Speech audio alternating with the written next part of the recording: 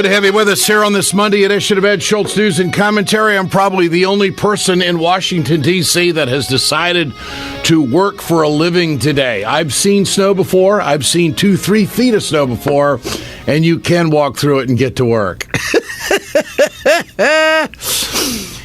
First of all, I just wonder if the District of Columbia would have had the trucks moving yesterday if the NFC-AFC championship game were not on. I mean, I don't know if that played into it at all. You know, everybody wants to stay home and watch football. The bars were sure full.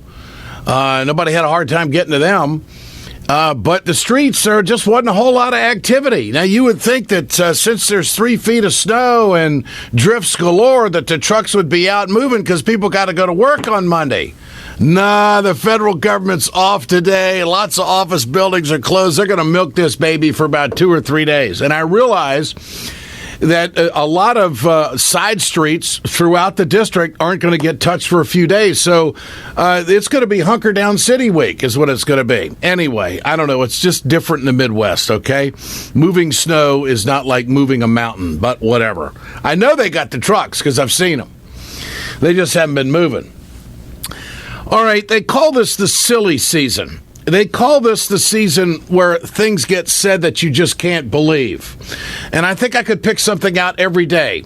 Yesterday on CNN, Donna Brazile actually said she's not supporting Hillary Clinton. I about fell off the couch. She's the vice chair of the DNC. The Clintons run the DNC. The Clintons tell Debbie Wasserman Schultz what time she can have breakfast. The lot. Come on. You know, and now all of a sudden they're coming across saying, well, not really, not really. I don't buy that for a moment. And then there's, of all things, the president talking to Politico, giving this analysis about the race. Listen to this.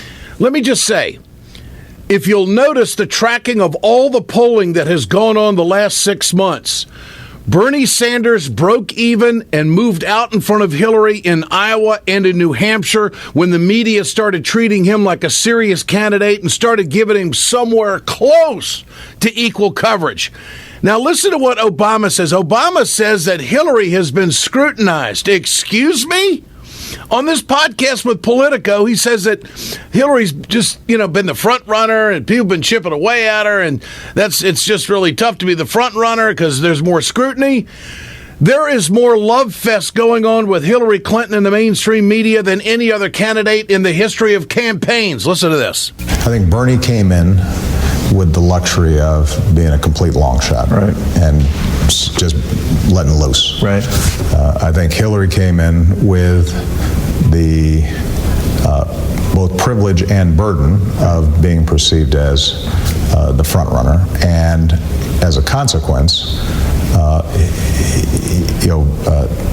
where they stood at the beginning probably helps to explain why. Do you feel like it's a little the bit language sometimes is different? Do you feel like it's a little bit unfair to her, to some extent, the way? Unfair to Hillary? Yeah.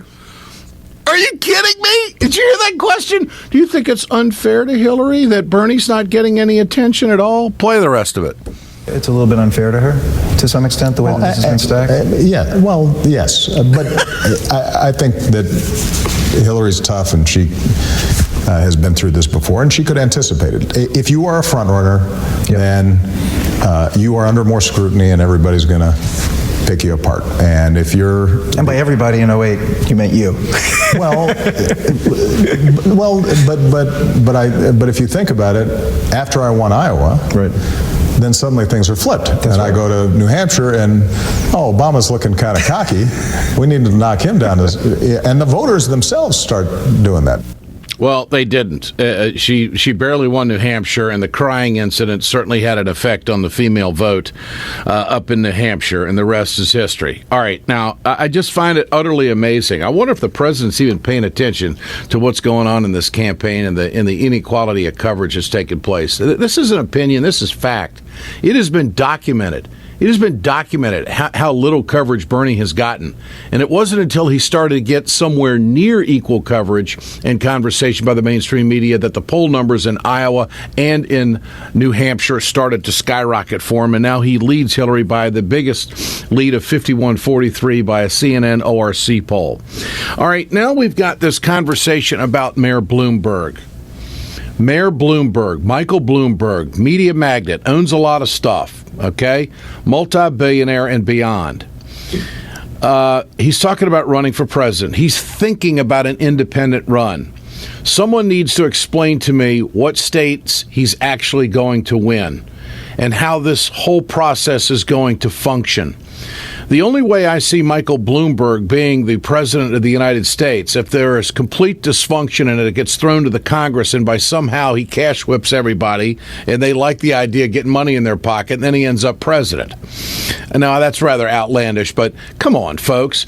This is another billionaire on an ego trip. Go ask Rudy Giuliani. Just because you think you can run New York doesn't mean people in this country are going to vote for you. He was smothered in the Republican primary in 2008, totally professionally embarrassed. Now he's on the rubber chicken circuit. Hell, he even spoke in Fargo, North Dakota not long ago. The fact is, Michael Bloomberg is not going to be president of the United States. This is an ego trip. He's trying to gum it up. And clearly, they're afraid of two people.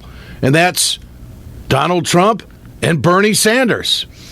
And Bloomberg isn't going to win Kansas. Bloomberg isn't going to win Texas. Bloomberg isn't going to win California, a blue state. It isn't going to happen. It's not going to happen, okay? Now, I know that anything can happen in politics, but I think, that isn't going to go down because mathematically it doesn't work. All right.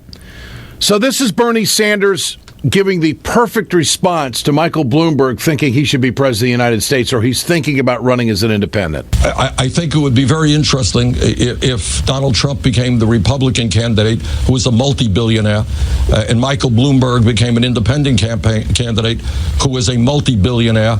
And it will tell people what I have been saying for a long time, is that this country is moving away from democracy to oligarchy, that billionaires are the people who are controlling our political life. That is not what, to my view, American democracy is supposed to be about, a contest between billionaires. If that takes place, I am confident that we will win it.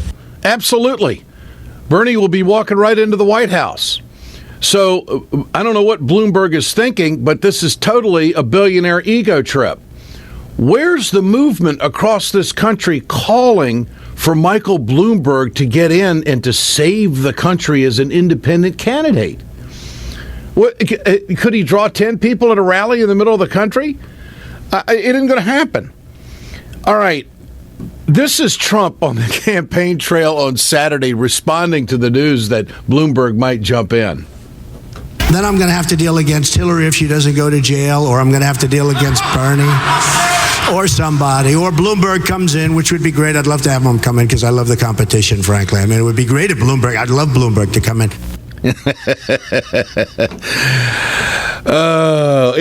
So this is the silly season that's going on.